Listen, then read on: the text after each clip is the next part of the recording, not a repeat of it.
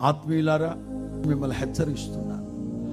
గతంలో మనతో ఉన్నవాళ్ళు, మన ఇంట్లో వాళ్ళు మనల్ని దూషించి దుర్భాషలాడి వ్యర్థంగా మాట్లాడి కొన్ని సందర్భాల్లో కొంతమందికి నచ్చదు.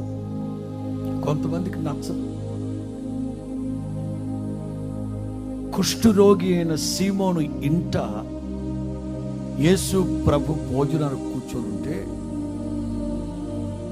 ఒక ఆవిడ అత్తరు గుడ్డు తీసుకొచ్చి పగలగొట్టి యేసయ్య మీద పోసేసింది.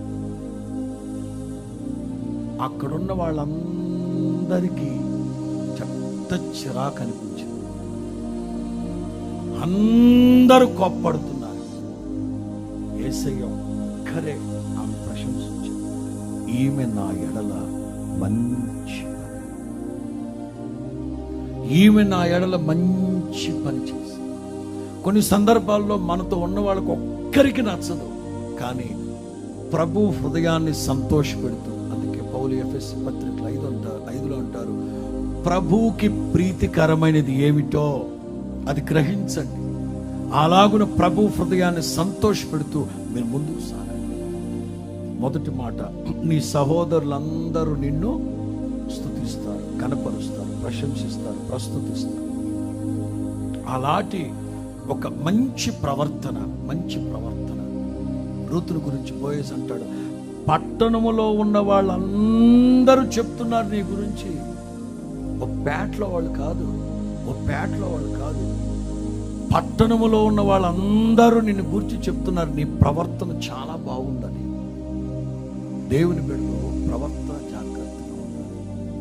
ఎందుకంటే యెహోవా మందిరానికి వెళుతున్న వారులారా, జీవము గల దేవుని ఆరాధించే ప్రజలారా, మీ ప్రవర్తన జాగ్రత్తగా చూసుకో. అంటే ఎదటి వాళ్ళకి అన్యజనులకి తెలుసు, వీడు ప్రభువుని నమ్ముకున్న వాళ్ళు తొందరపడి రోడ్ల మీద జగడాలు పాడరు, కొట్లాడరు అని తెలుసు. మీకు అర్థమయ్యేటట్లు చెప్పాలి.